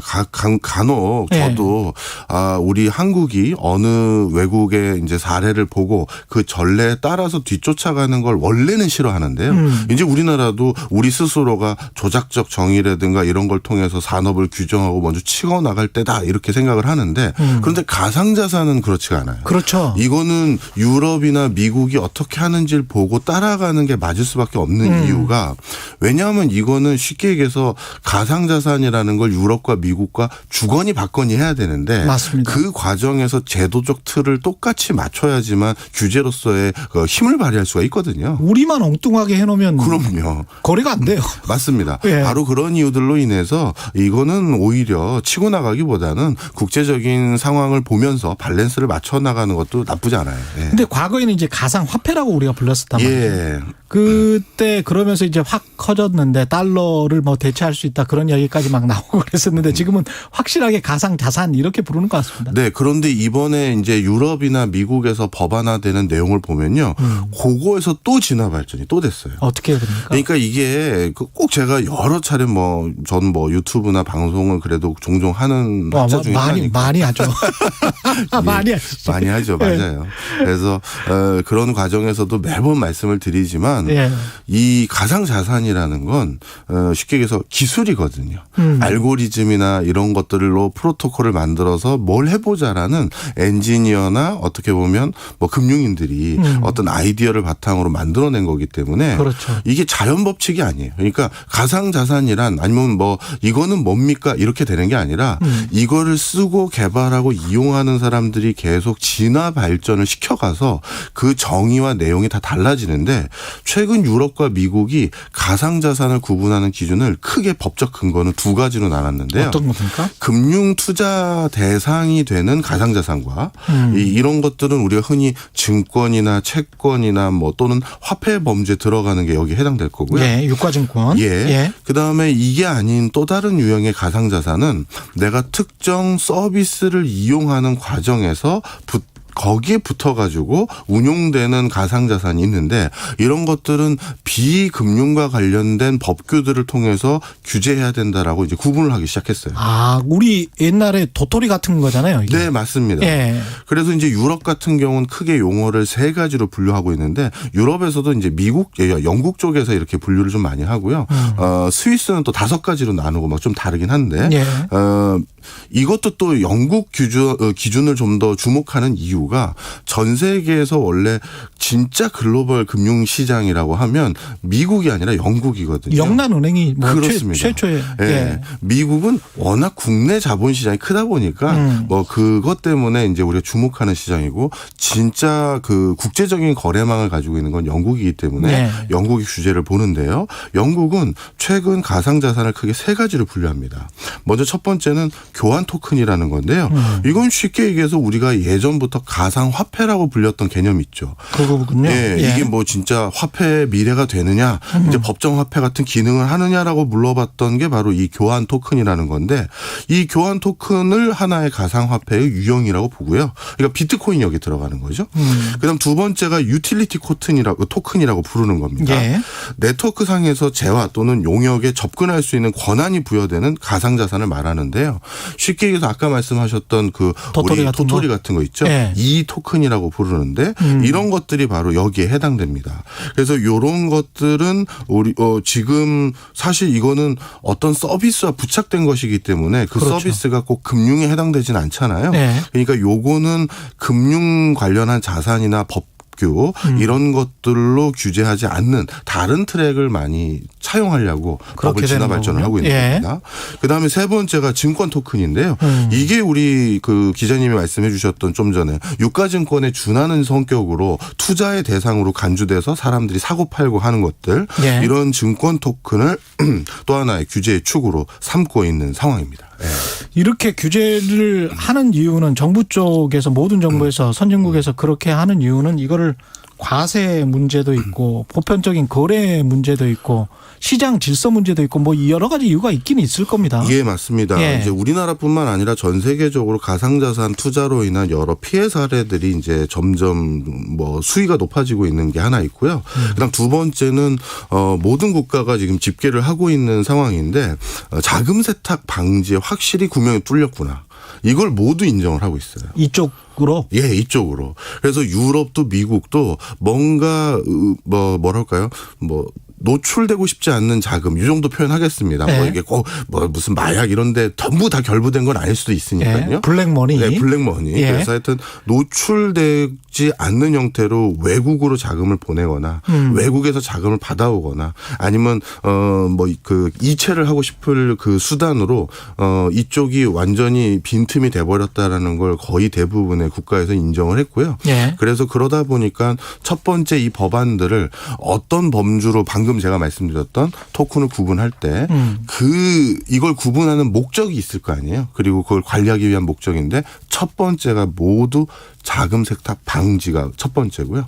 그다음에 두 번째는 건전한 투자 문화 조성. 순서가 이렇게 돼 있습니다. 그러니까 건전한 투자 문화 조성보다도 지금 이게 외화 나가는 구멍이 뚫렸구나 이게 더 커졌어요. 근데 사실 제가 이 실물로 어떤 일이 있었냐면 일본에 있는 뭐 빠찡코라고 하잖아요. 도박장의 칩이 한국으로 얼마에 이렇게 거래가 되고 뭐 이런 경우가 있었거든요. 이게 블랙머니 제가 취재했었던 내용이라 제가 기억을 하는데 그런 거잖아요. 이게 지금 자금 세탁 방지라는 게. 그 검은 돈이 뭐 마피아든 뭐 어디든 조폭이든 뭐가 들어왔다가 나갔다가 근데 모르는 거예요. 모르죠. 도박장에서 칩으로 거래를 해서 그걸 현금으로 바꿔버리니까 근데 참 이런 식으로 하면은 과세 당국들이 좀 골머리를 앓겠는데요. 거기다가 이제 그 테나나 루라 같은 약간의 지금 어떻게 이제 결론이 날지는 모르겠습니다만은 사기가 아닌가 그러는 또 이제 것도 있거든요. 사람들이 좀 이게 쉽게 속을 것 같은 그런 것도 있고. 그럼요. 예. 사실 그런 뭐 지금 우리나라만의 상황이 아니라 국가마다 정도의 차이만 있을 뿐이지 비슷한 사례들이 다 있는 거예요. 그래서 이제 그런 것들을 잡기 위한 건데 그럼에도 불구하고 이번에 그럼 유럽과 미국이 뭐 미카라든가 뭐 이런 이름들로 불리우는 이 법안이 있으면 모든 것들이 다 깔끔하게 해결되느냐? 또 그렇지가 않아요. 이 법들의 이제 세부 내용들 하나씩 읽어보면요. 하이브리드 토큰이라고 해서 또 어떤 아이디어를 가진 엔지니어나 또는 사업자들이 이게 교환 토큰이자 서비스가 붙어 있는 아까 말씀드렸던 유틸리티 토큰의 성격을 같이 병행하게 한다든지 투자 대상의 증권 토큰과 유틸리티 토큰 성격을 병행하게 만들어서 법을 피하게 만들거나 아니면 새로운 진짜 뭐 순수하게 비즈니스 모델을 만드는 경우도 자꾸 생기거든요.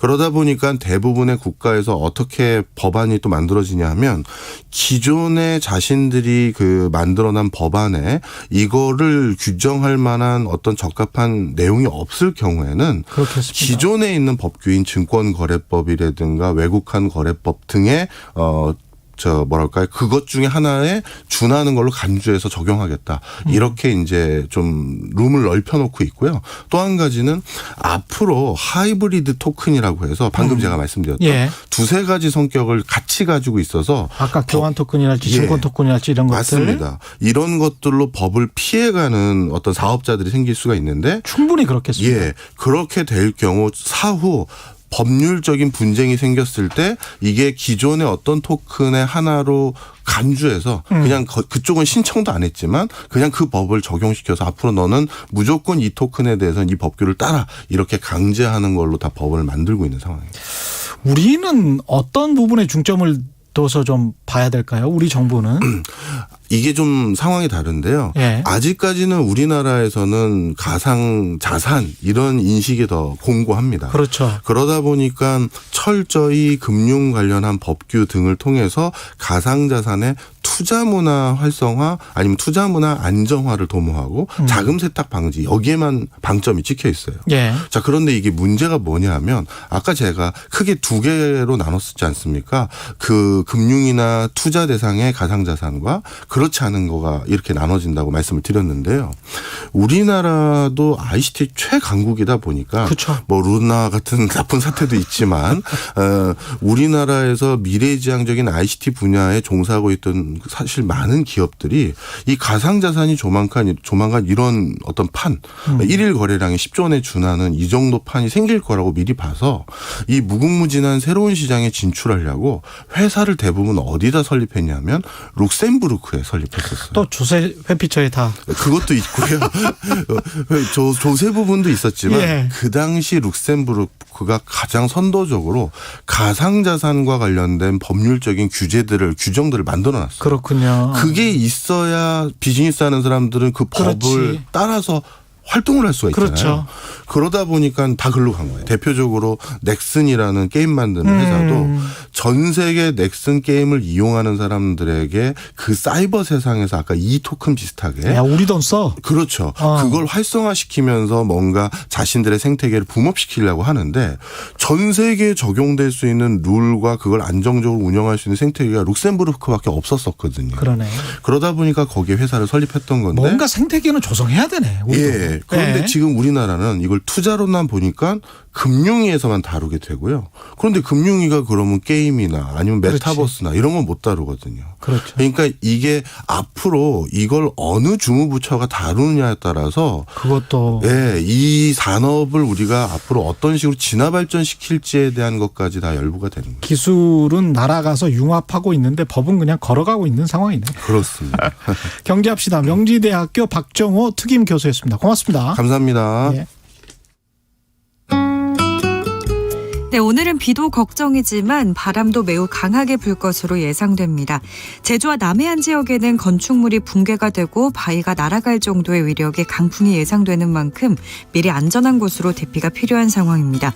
현재 제주도와 남부 지역으로 오가는 항공기 수속이 중단됐습니다. 제주와 군산으로 출발하는 항공편을 포함해서 10편이 결항된 가운데 점차 확대될 것으로 전망됩니다. 오후 2시 이후에는 모든 항공편이 결항될 가능성이 큰 큽니다. 출발 전에 운항 정보 꼭 확인하시기 바랍니다.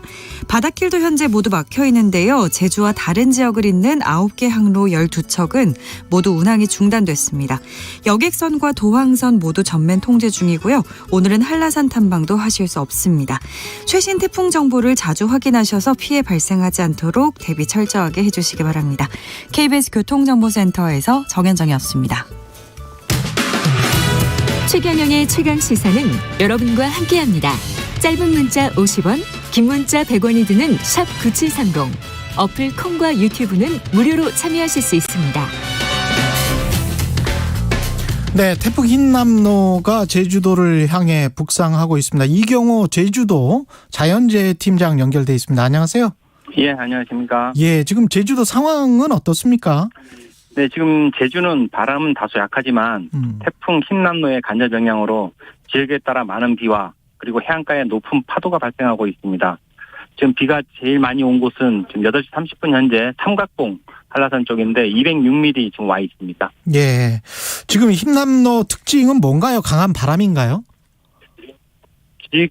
지금 올라봐야 알겠지만은 현재 그 기상청 발표된 대로 하게 되면은 지금 초속 한 43m 정도 바람이 불 것으로 되고 있고, 예. 지금 현재 이동 속도가 21km, 시속 21km로 지금 북진하고 있습니다. 예. 그래서 이제 올라오면서 차츰 더 빨라지겠고, 직접적으로 이제 피해를 줄 때는 오늘 오후 늦게부터 내일 새벽까지, 아침까지, 새벽부터 지금 아침까지 통과될 것으로 그렇게 예상되고 있습니다. 예, 초속 43m면은 시속으로 따지면 한 150km 정도, 160km 정도 되네요. 예, 이 제주도는 아무래도 항구도 많고 그래서 중점적으로 어디를 보고 계세요? 자연재해 관련해서? 예, 태풍은 이 범위가 상당히 넓습니다. 그래서 특히 이제 제주 전역에 태풍으로 인해서 강한 바람과 집중호우가 내릴 걸로 예상되고 있고, 특히 이제 태풍 흰남노가 매우 강한 상태로 이제 제주를 통과하면서 제주도 전 지역에 피해를 줄 것으로 예상되고 있고, 그래서 이 모든 부분에 대한 철저한 준비가 필요하겠습니다. 그 선박이나 항공편 결항 상황은 어떻게 되는지 좀 알려주십시오. 지금 여객선은 전면 결항됐고요. 예. 항공편도 지금 오전에 77편 이제 출발하는 걸로 돼 있고 72편이 사전 결항이 좀 돼 있습니다. 미리 결항을 시켰고, 오후에는 지금 계획이 61편 운행할 계획으로 돼 있는데 지금 사전 결항으로 한 88편은 이미 결항돼 있고, 그런데 지금 항상 시시각각으로 변하기 때문에 그 운행 상황은 확인하시고 이용하시면 되겠습니다. 등교는 오늘 합니까, 학생들 제주도? 오늘은 원격 수업하고 휴교로 전면 학교 등교는 안 합니다. 예. 내일도 거의 90% 이상이 이제 그 원격 수업하고 휴업이 돼 있는데, 예. 지금 일부 학교장의 재량으로 추후 결정하는 거 돼 있는데 한 10% 정도 되겠습니다. 이분도 이제 사고가 없도록 그렇게 하겠습니다. 이 태풍 대비할 때 제주도민들 오늘 밤이 가장 큰 문제죠? 예, 오늘 밤부터 내일 아침까지. 내일 아침까지 어떤 대비를 해야 되는지 간략하게 소개해 주십시오. 예. 가정에서는 실내에서 문과 창문을 닫고 외출을 자제해야 되겠습니다. 그리고 기상 상황을 지속적으로 관찰하고 경전에 대비해서 손전등이나 양초를 미리 준비해 주시고, 혹시 상수도 공급이 중단될 수도 있으므로 욕실 같은 데 이제 물을 미리 받아두는 등 대비가 필요하겠습니다. 그리고 회사에서는 그 출퇴근 시간을 조정해서 직접적인 그 태풍을 지나가는 때는 피해야 되겠고, 그 강풍으로 인한 피해가 발생할 수 있는 그 공사장이나 그리고 입간판, 전신주 등 그런 주변에는 또 접근을 하지 말아야 되겠습니다. 예. 태풍의 경로는 지금 아직까지 확실한 건 아니잖아요. 그죠? 거의 지금 현재는 방향이 거의 설정이 됐고요. 예. 거의 크게 터질 것 같지는 않아요. 걸로 지금 기상청에서 대비 철저히 해야 되겠네요. 예, 여기까지 하겠습니다. 지금까지 제주도 이경호 제주 자연재해 팀장이었습니다. 감사합니다. 예.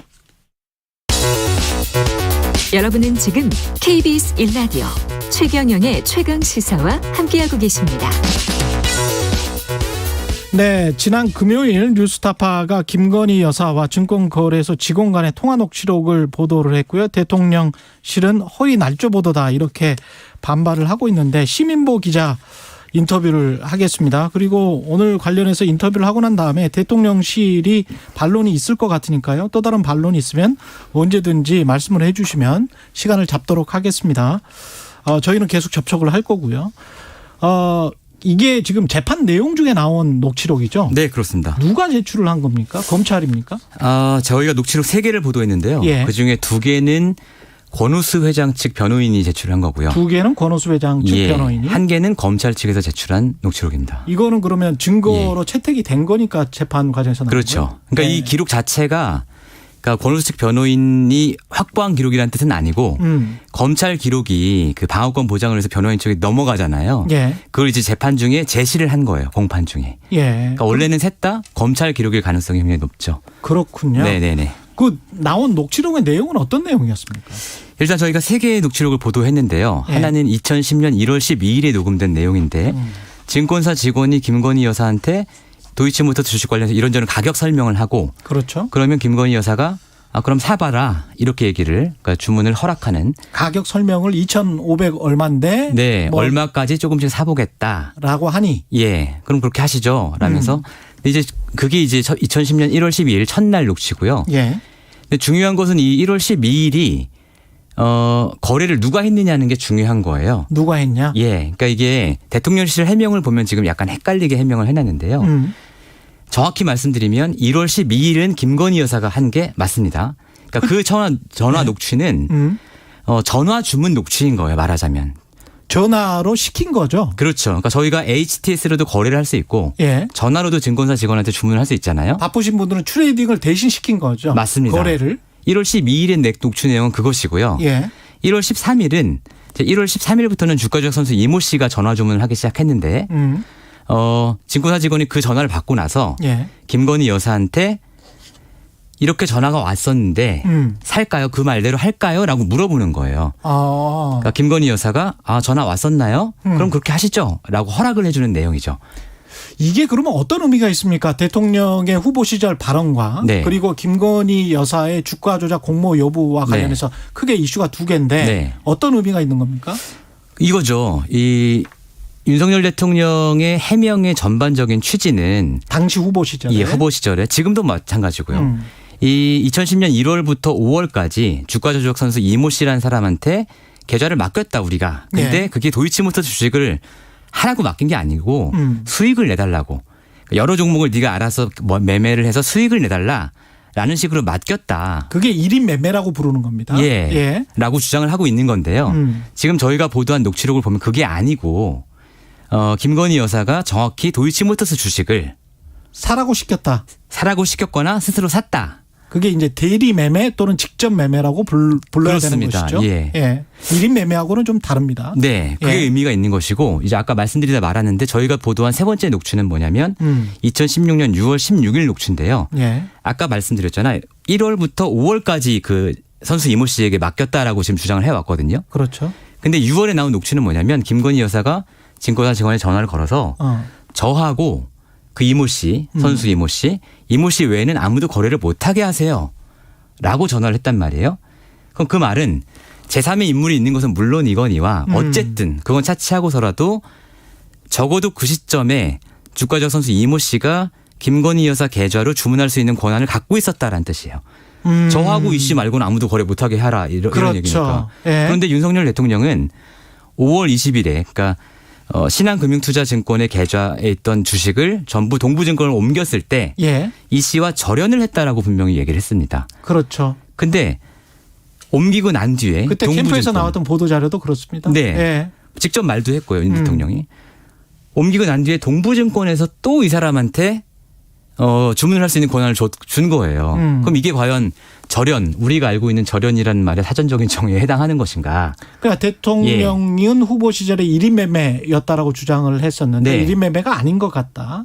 그리고 절연을 했다는 그 시점 이후에도 매매를 한 것 같다. 그래서 허위사실 공포 혐의가 그렇죠. 있다라고 지금 뉴스타파는 보도를 한 것이고. 그렇습니다. 김건희 여사의 주가 조작 공모 여부에 관해서는 이 사안들 때문에 어떤 판단을 할 수 있는 거예요? 이런 거죠. 저희가 대선 내내 했던 얘기가 뭐냐면 도이치모터스라는 종목을 가지고 주가 조작이 있었던 건 거의 사실이죠. 지금 예. 검찰이 이미 다 관련자들을 기소를 했으니까. 문제는 김건희 여사가 이것을 알고 있었냐 혹은 모르고 계좌만 맡겼냐. 그러니까 핵심 쟁점이었잖아요. 예. 근데 이번에 드러난 녹취록은 김건희 여사가 모르지 않았다. 왜냐하면 본인이 직접 매매도 했고 또 본인이 자기를 대신해서 매매하는 사람의 주문을 컨펌을 해준 거잖아요. 그러니까 결국은 그 크게 보면 그 쟁점이 어떻게 보면 이제 해소가 된 거죠. 근데 네. 대통령실은 뉴스타파가 도이치모터스 관련 녹취록을 왜곡 해석했다. 네. 이렇게 이야기를 하고 있습니다. 네. 그게 어떤 뜻의 왜곡인지 정확히 모르겠는데 어쨌든 대통령실의 해명에 대해서 저희가 말씀을 드리면 첫째로는 지금 3가지 말씀을 드렸잖아요. 3가지 녹취록에 대해서 말씀을 드렸는데 대통령실의 해명은 딱 2번째 녹취록. 그러니까 1월 13일 주가조작 선수 이 씨가 주문한 것에 대해서 김건희 여사가 컨펌한 녹취록. 이거에 대해서만 일단 해명을 하고 있고 예. 앞에 것 김건희 여사가 직접 주문을 한 것 예. 이것에 대해서 해명 못 하고 있고요. 그 해명은 맞습니까? 예. 어떤 해명이요? 2번째 해명, 2번째 녹취록에 대한 대통령실의 해명은 맞습니까? 그건 맞아도 문제인데 예. 이게 무슨 얘기냐면 저희가 볼 때 가장 큰 쟁점은 김건희 여사가 이 사람이 주가 조작을 하는지 알았냐 몰랐냐는 거잖아요. 그렇죠. 지금까지는 몰랐다라는 입장을 견지해 왔는데 그렇죠. 그런데 이제는 컨펌 받는 건 당연한 절차라는 거예요. 그러면 1월 12일, 13일뿐만 아니라 그 뒤에 있었던 주가 조작선 거래. 예. 7거래일 동안의 거래가 엄청나거든요. 그렇죠. 이 거래를 그러면 김건희 여사가 다 컨펌했다가 되어버리는 것이기 때문에 그러면 주가 조작에 가담한 거 아닌가 이렇게 지금 또 역으로 그럴 가능성이 매우 높고 제가 드리고 싶은 말씀은 이게 주가 조작이냐 아니냐는 지금 재판 중입니다. 그렇죠. 그래서 변호인은 여러 주장을 할 수 있어요. 검찰은 이제 있다는 걸 입증하기 위해서 주장을 하는 거죠. 그런데 주가 조작이든 아니든 이전에 그러면 검찰이 주가 조작이라고 여러 사람을 기소했는데 지금까지 나온 것을 보면 김건희 여사는 이 기소에서 왜 쏙 빠졌냐. 그러니까 김건희 여사가 혹은 대통령실이 이게 주가 조작이 아니라고 주장하려면 그거는 법정 가서 판사 앞에서 검사와 다퉈야 할 일이다. 이 말씀을 드리고 싶습니다. 40초 정도 남았는데요. 네. 뉴스타파만 왜 보도를 했을까요? 도이치모터스 재판이 현재까지 네. 23차례나 진행 중이었습니다. 맞습니다. 올 2월부터. 네. 근데 법정에 뉴스타파만 간 겁니까? 어떻게 된 아니, 거죠? 제가 얘기를 들어보니까 예. 법정에 가보면 보통 기자 한두 명이 늘 와 있거든요. 그렇죠. 근데 이번에 이 기사를 쓰고 나서 전화가 왔는데 후배들한테 법조 출입 기자들은 가서 그걸 한두 명을 보내서 그걸 돌려본다는 거예요. 서로 공유를 그렇죠. 한다는 거예요. 예, 과거처럼. 예. 근데 공유를 할 때 그 의미를 몰랐던 거예요. 그렇구나. 네. 그런 것 같습니다. 뉴스타파 시민보 기자였고요. 관련해서 대통령실 반론권 언제든 열려 있다는 점 다시 그때 한번 저도 불러주십시오. 함께 토론할 수 있도록. 그러면 너무 좋죠. 네. 예, 그러면 너무 네. 좋고. 예. 여기까지 듣겠습니다. 시민보 뉴스타파 기자였습니다. 고맙습니다. 네, 감사합니다. 9월 5일 월요일 KBS 1라디오 최경영의 최강 시사였습니다. 고맙습니다.